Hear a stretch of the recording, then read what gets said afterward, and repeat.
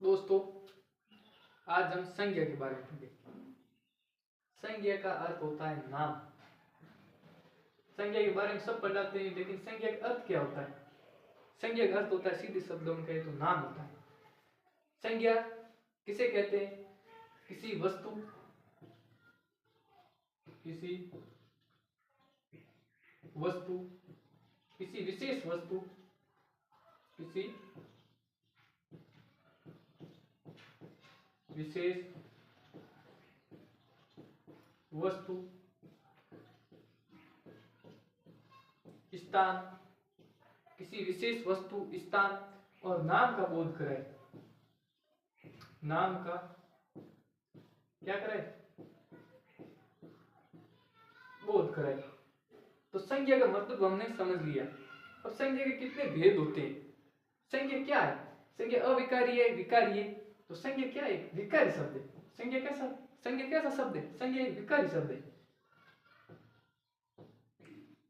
विकारी, तो ऐसा पूछ लिया जाएगा संज्ञा अविकारी है, विकारी शब्द। तो संज्ञा किस में आता है? संज्ञा विकारी शब्द में आता है। ठीक है ना? हम आगे पढ़ेंगे विकारी और अविकारी शब्द आखिर होता क्या है। ठीक है, अभी हम देखते हैं संज्ञा के भेद।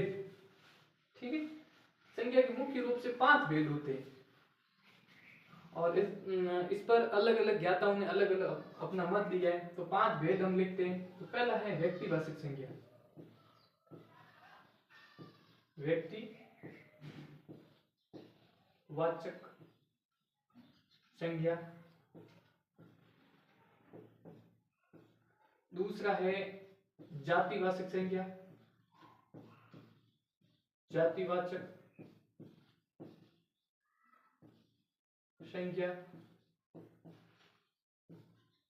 और तीसरा है द्वयवाचक संज्ञा, समूहवाचक संज्ञा। क्योंकि ये जातिवाचक का क्या है? रूप है समूहवाचक। ठीक है, इसके अंदर से ही भेद है।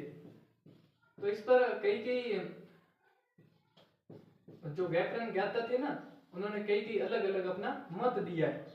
कई ने इसके 3 ही माने, तो कई ने इसके 5 माने। ठीक, होता है द्वयवाचक संज्ञा। द्रव ये भाववाचक का ही रूप है।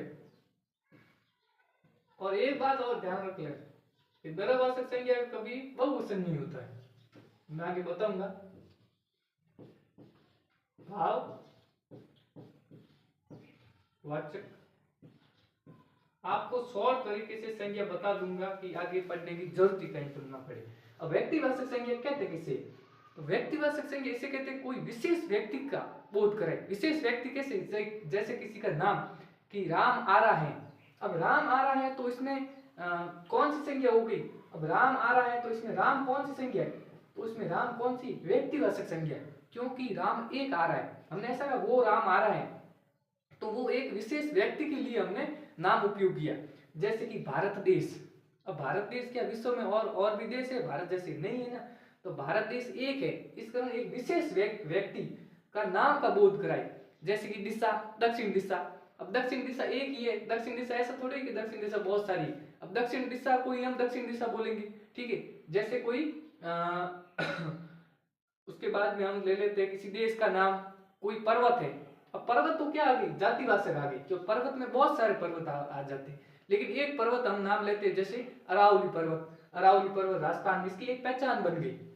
इस कारण क्या हो गया? पर्वत क्या हो गया? एक जातिवाचक संज्ञा हो गई। ठीक है, और व्यक्तिवाचक संज्ञा में जैसे राम है। कोई ग्रंथ ले ले, कोई किताब, जैसे कोई ग्रंथ ले ले रामचरितमानस। अब रामचरितमानस क्या एक ग्रंथ है, इस कारण वो किसमें आएगी? व्यक्तिवाचक में आएगी। ठीक है, और जातिवाचक में जैसे कि ग्रंथ ले ले। अब ग्रंथ तो क्या है? जातिवाचक है। ग्रंथ क्या है?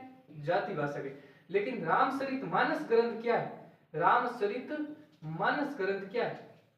रामचरितमानस एक व्यक्तिवाचक संज्ञा, क्योंकि एक व्यक्ति के स्थान को बोध कराता है।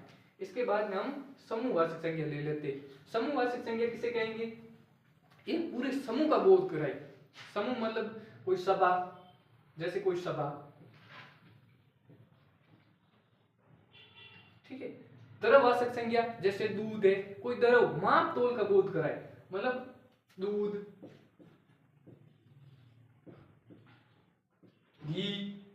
तरीके से भाववाचक जिसमें भाव हो, जैसे कि बुढ़ापा,